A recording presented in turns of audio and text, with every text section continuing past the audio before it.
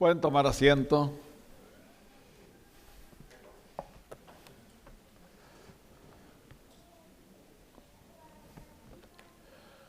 Pues gracias a Dios, hermanos, que hemos podido desde la mañana estar celebrando la resurrección de nuestro Señor Jesucristo. Y por la resurrección de Él es que tenemos nosotros la oportunidad de la vida eterna. Y qué bendición, ¿verdad?, de poder estar unidos. Y bueno, no me gustó el mensaje del hermano Morlet, que nuestro pastor se nos va. Cada vez que me acuerdo me da quién sabe qué. Lo he venido a querer bastante a él y a su familia. Pero como dijo el hermano, él va a hacer una obra ya tremenda. Hace 20 años, el mes de febrero, mi esposa y yo salimos de misioneros. Y aquí estamos de nuevo, ¿verdad? A lo mejor pronto lo vemos de nuevo a nuestro hermano pastor, ¿verdad? Y hermanos, ahora quiero hablar sobre la resurrección de Cristo. Ustedes saben que esto el mundo le llama la Semana Mayor, ¿verdad? La Semana Santa, y lo usan para irse a divertir a las playas y todo. Pero yo quisiera hablar un poco de qué pasó durante toda esta semana. Y luego vamos a hablar de qué está pasando hoy, qué estamos celebrando hoy. Pues comenzamos todo el domingo pasado con la entrada triunfal, ¿verdad? Unos lo conocen como el Domingo de Ramos, el Domingo de Palmas, como lo conozca. La idea era de que Jesús, cumpliendo la profecía, bajó del Monte de los Olivos, bajo el cañón ese que está enfrente, y entró a Jerusalén montado en un burro. Y la gente arrancaba las ramas y los sacos y los aventaban, porque era la entrada de un rey. Y aunque ellos gritaban, bendito el rey que viene en el nombre del Señor, para ellos no era el rey. Para ellos era aquel profeta, aquel hombre que había hecho muchos milagros. Le había dado vista a los ciegos, los que estaban cojos caminaban, los que tenían hambre les daba de comer. Y por eso estaba la gente amontonada, pero no lo miraba como el Salvador del mundo, sino solamente gritaban, Hosana, el que viene en el nombre del Señor. Y ahí comenzamos a ver que ya que entró Jesús a Jerusalén, Judas se pone de acuerdo con los sacerdotes y los líderes religiosos para entregar a Jesús. Y ellos le ofrecen 30 monedas de plata. Y entonces el Señor, cuando estaba allí en Jerusalén, manda a preparar un lugar que le llamamos el aposento alto. Cuando yo escuchaba aposento alto, yo me imaginaba algo muy aquí raro, especial, pero era un cuarto en el segundo piso. Y mandó preparar la cena, que es lo que celebraban ellos como la Pascua. Y nosotros ahora lo conocemos como la Santa Cena o la Cena del Señor. Y ahí, hermanos, dijo el Señor esto: la mano de aquel que me va a entregar está aquí. Y comenzaron los apóstoles a preguntarse uno al otro, ¿seré yo, Señor? ¿Seré yo? Y el que menos preguntó, me imagino que ha de haber sido Pedro, ¿verdad? Pero fíjense lo que dice Lucas 22:31. Dijo también el Señor: Simón, Simón, he aquí Satanás os ha pedido para zarandearos como a trigo. Pero yo he rogado por ti que tu fe no falte. Y tú aún una vez vuelto confirmes a tus hermanos. Y él le dijo: Señor, dispuesto estoy a ir contigo hasta la cárcel, y no nomás la cárcel, pero hasta la muerte. Y el Señor le dijo: Pedro, antes te digo que el gallo no cantará antes que tú me hayas negado 3 veces. Qué tremenda profecía de Cristo, sabiendo que lo iban a abandonar, que lo iban a dejar solo. Y aún Pedro, que le dice, no solamente a la cárcel, pero ¿sabes qué? Si es necesario morir por ti, aquí estoy. ¿Y saben qué? Que ¿cuántos de nosotros pensaríamos de esa manera? ¿verdad? Señor, te amo tanto que estoy dispuesto a ir hasta la muerte. Y a veces nos da hasta flojera venir al templo. Pero mis hermanos, aquí Pedro le dice, Señor, aquí estoy, listo para lo que sea. Y da tristeza ver que el Señor saliendo de Jerusalén se va al monte de los olivos y le dice a sus discípulos, velar y orar para que no entréis en tentación. Y Él cruza al otro lado y ahí está Getsemaní. Y nosotros nos acordamos que en Getsemaní el Señor dijo estas palabras, mi alma está triste hasta la muerte. Jesús era perfectamente hombre, pero también era perfectamente Dios. Y en la humanidad de Él sabía el dolor, la vergüenza, lo que iba a pasar ese día, en aquel día que fue crucificado. Pero la divinidad de Jesús lo impulsó a hacer la voluntad del Padre. Y aquí vemos a Jesús orando, clamando al Padre en angustia, y vinieron los ángeles y ahí estuvieron con Él, y dice la Escritura que su sudor eran como grandes gotas de sangre que caían. Qué tremendo angustia ha de haber pasado Jesús esa noche en Getsemaní. Qué tremendo dolor en su alma de ver la ingratitud de un pueblo como nosotros. Y regresa el Señor y ve a sus discípulos dormidos y ahí los despierta, y en ese momento llega Judas con un montón de gente, los alguaciles y sacerdotes, y se le acerca a Jesús y le da un beso en la mejilla. Y Jesús voltea y le dice, con un beso entregas al Hijo del Hombre. Wow, ¿se imaginan? Uno de los 12 que estuvo con Jesús 3 años, viendo todas las maravillas que Jesús hacía, entregándolo por 3 monedas de plata, Señor. Qué tremendo fue esto, ¿verdad? Y entonces ahí vemos que se llevan a Jesús preso, y en el camino ahí lo golpean y lo maltratan, y todos los discípulos se van, se esconden, menos uno, que es Pedro. Y dice la Escritura que Pedro lo seguía de lejos. Y cuando llegaron ahí al patio del sacerdote, ahí entró también Pedro y se acercó junto a la lumbre y ahí se sentó. Y vemos esta escena de la gente allí alrededor viendo a Jesús siendo golpeado, siendo maltratado. ¿Saben que dice la Escritura que le vendaron los ojos y lo golpeaban y le decían, a ver, profetiza quién te está golpeando? Y se burlaban de él. Y Pedro, viendo todo esto, y se le acerca una mujer y le dice, también estaba con él. Y Pedro dice, mujer, no lo conozco. Y al rato se le acerca un hombre y le dice, tú también eres de ellos. Y Pedro le dice, hombre, no lo soy. Y pasó un ratito y se le acerca otro hombre y le dice, verdaderamente también estabas con él. Hombre, no sé lo que dices. Y todavía no acababa Pedro de decir, no sé lo que dices, cuando cantó el gallo.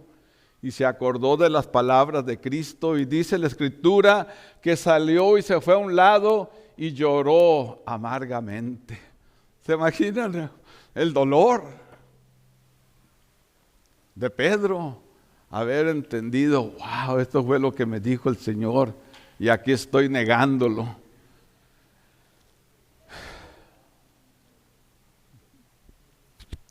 Agarran a Jesús y lo llevan ante Pilato. Y Pilato le pregunta, ¿eres tú el rey de los judíos? Jesús le dijo, tú lo has dicho. Y cuando se dio cuenta Pilato que era Galileo, lo mandó con Herodes. Y con Herodes dice la Escritura que no abrió su boca. Y Herodes lo regresa a Pilatos. Y él dice estas palabras, no encuentro nada digno de muerte. Pero como era la costumbre en estas fechas de dejar ir a un preso, mandan a traer a un hombre que se llamaba Barrabás, un malvado de a tiro. Y Pilato ha de haber pensado, si les digo a cuál de los dos suelto, como era la costumbre de ellos, iban a decir, pues suéltanos a Jesús, es el menos malo. Pero no, la gente decía, suelta a Barrabás, suelta al Barrabás. Y pregunta Pilato, ¿y qué hago con esto? Indudablemente, hermanos, que los que unos días antes decían Hosana, que quiere decir sálvanos hoy, Hosana, Hosana, bendito el que viene en el nombre del Señor, eran muchos de ellos los que gritaban crucifícalo, crucifícalo. Y hermanos, aquí vemos que la palabra de Dios se va cumpliendo al pie de la letra. Jesús vino a morir por nosotros. Jesús vino a dar su vida y derramar su sangre para lavarnos de todo pecado. Y aquí se está cumpliendo. Entonces, yo una vez pensé, a Cristo no le quitaron la vida. Cristo dio su vida por usted y por mí. Jesús fue llevado al Calvario, el Cerro de la Calavera. Una vez nos tocó estar ahí enfrente y si lo ve uno de lejos sí parece una calavera de a de veras. Y aquí lo llevaron y lo pusieron sobre una cruz. Y ahí en la cruz, hermanos, extendieron sus brazos y con unos enormes clavos le pegaron con un martillo y atravesaron sus manos. ¿Se imaginan el dolor? Ya venía casi muerto, golpeado, maltratado, escupido y todavía le meten estos clavos en las manos. Y en los pies se los juntan y les meten otros clavos en carne viva, hermanos. Y ahí estaba el Señor muriendo, sufriendo, tomando el castigo de su pecado, de mi pecado. Y hermanos, ahí estamos viendo las 7 palabras que pronunció nuestro Señor el viernes. Nuestro pastor nos dio una linda explicación este viernes. La primera palabra que dijo Jesús en la cruz fue: perdónalos porque no saben lo que hacen. ¡Wow! En lugar de maltratar y maldecir, la compasión del Hijo de Dios, todavía pidiendo perdón por cada uno de nosotros. Y junto a él estaban 2 malhechores. Y uno de él se burlaba y le decía: si eres el Dios, si eres el Cristo, bájate y sálvanos a nosotros. Y el otro lo reprende y voltea y le dice a Jesús: cuando vengas en tu reino, acuérdate de mí. Y las palabras hermosas de Cristo, aún en medio de todo este dolor, le dice: de cierto te digo, que hoy estarás conmigo en el paraíso. Y el amor de Dios, de Jesús, todavía cuando vio a su madre, no la dejó desamparada. Ahí estaba su discípulo Juan y le dijo: mujer, he ahí tu hijo. Qué tremendo, ¿verdad? Que todavía por su madre hizo eso. Y luego de repente, hermanos, él habló una voz fuerte y dijo: Eloí, Eloí, lama sabachthani, que quiere decir: Señor, Señor, ¿por qué me has desamparado? Y ¿saben lo que yo puedo ver aquí, hermanos? Que la carga de todo el pecado de este mundo cayó sobre los hombros de Jesús. Y en ese momento, al ver el Señor Dios poderoso, creador del universo, lo que habíamos hecho sobre su Hijo, tuvo que voltear su cara, porque no aguantó más ver nuestra maldad sobre su Hijo. Y ahí, hermanos, el Señor Jesús se sintió desamparado. Y ahí clamó: sed tengo. Y ahí le dieron una esponja con vinagre y no tomó. Pero lo que sigue, ese debería ser nuestro triunfo. Consumado es. Acabado de todo al todo. He terminado mi tarea. Y esta es la victoria de nosotros, que Jesús terminó su tarea que Dios Padre le había enviado. Y al último vemos que dice, Padre, en tus manos encomiendo mi vida. Y después expiró. Ahí murió Jesús.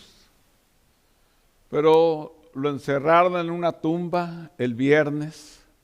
El sábado estuvo allí y al tercer día resucitó. Y para nosotros, qué día tan glorioso fue el día que Cristo dejó la tumba y quedó vacía.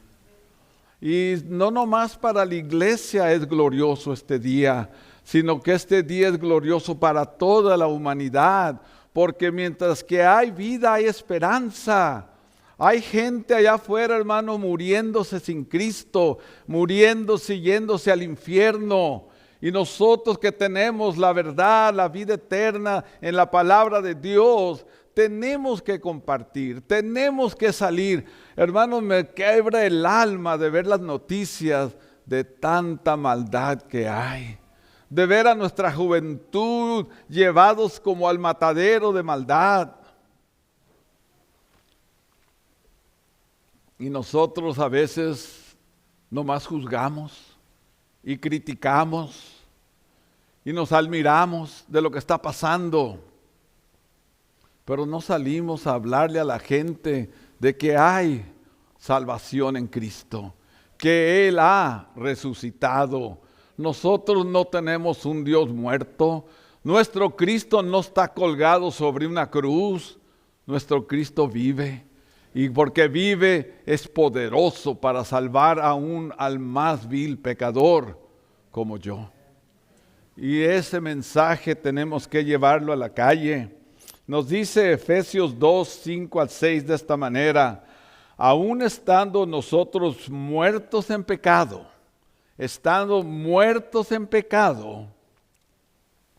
nos dio vida juntamente con Cristo. ¿Se acuerdan lo que dice la Biblia? Dice, porque la paga del pecado es muerte, mas la dádiva de Dios es vida eterna en Cristo Jesús. Usted y yo, antes de venir a Cristo, nuestro espíritu estaba muerto por el pecado, por la maldad. Estábamos separados de la gloria de Dios. Pero dice aquí que nos dio vida, ¿verdad? Nos dio vida juntamente con Cristo, por gracia sois salvos, y juntamente con Él nos resucitó. Hermanos, la vida eterna que usted y yo tenemos, hermanos, no es para el futuro, no es algo que vamos a lograr. La vida eterna la tenemos ahorita. Porque Cristo vive, nosotros vivimos. Porque Él resucitó, nosotros resucitamos de la muerte espiritual a una vida en Cristo espiritual, ¿verdad? Y entonces dice, y asimismo nos hizo sentar en lugares celestiales con Cristo Jesús. Qué hermoso. Hermanos, ahora entendemos lo que dijo Pablo. Para mí el vivir es Cristo y el morir es ganancia. ¿Cómo es posible que Él pueda decir que el morir es ganancia? Porque hermanos, porque por un hombre entró el pecado y el pecado la muerte, todos estamos muertos. Pero ¿saben qué? Que si morimos a este mundo, tenemos vida eterna con Cristo. Esta es nuestra esperanza viva. Esto es lo que nos tiene con gozo, con paz, con esperanza de que la vida que acaba aquí no es para nosotros el fin, es el principio de una vida eterna. ¿Sabían que un día vamos a tener una enfermedad de la cual no nos vamos a levantar? Vamos a cerrar los ojos aquí en la tierra para siempre, pero los vamos a abrir en la presencia de Dios eternamente con Cristo. Esa es la promesa que está aquí escrita. Y la resurrección de Dios nos aseguró también nuestra redención. ¿Qué quiere decir eso, hermano? Que nos rescató, ¿verdad? Imagínense, hermano, nosotros perdidos en el pecado y el Señor extendiendo su mano para sacarnos del hoyo en que estábamos y para darnos la vida eterna y la paz. Ese es nuestro Dios. la resurrección de Cristo, también entendemos que ese sacrificio que hizo fue aceptado por Dios Padre, para que nosotros pudiéramos pasar de muerte a vida aquí. Me gustó el texto que nos dio el pastor en la mañana. De cierto os digo, el que oye mi palabra y cree al que me envió, no vendrá condenación, mas ha pasado de muerte a vida. Hermanos, tenemos vida porque Cristo vive. Tenemos esperanza viva porque Cristo resucitó de los muertos.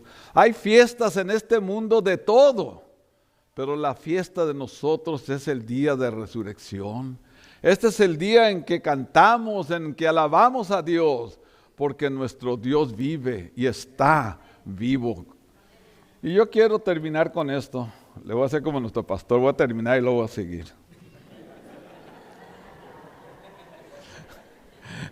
Es que se nos va a ir y yo le tengo que dar carrilla, es parte del contrato. Se fijan, me gusta relajarlo porque lo que viene está pesado. La resurrección de Cristo, mis hermanos, no terminó el día que ascendió. Su ministerio sigue, pero ahora intercede por nosotros. Y esto es bonito saber, hermanos, de que no somos perfectos, pero ante los ojos de Dios Padre nos ve inmaculados, nos ve sin mancha, nos ve blancos porque fuimos lavados por la sangre de Cristo, si es que hemos recibido a Cristo como nuestro Señor y nuestro Salvador. A mí me da pena quién soy y sé quién soy y sé de dónde me sacó Cristo. Pero porque Cristo me justificó, yo sé cómo me ve el Padre, como una criatura que fue lavado por la sangre de Cristo. Y si usted ha recibido a Cristo, hermanos, usted tiene entrada por la bendición de Dios a la vida eterna. Romanos 8:24 dice así: ¿Quién es el que condenará?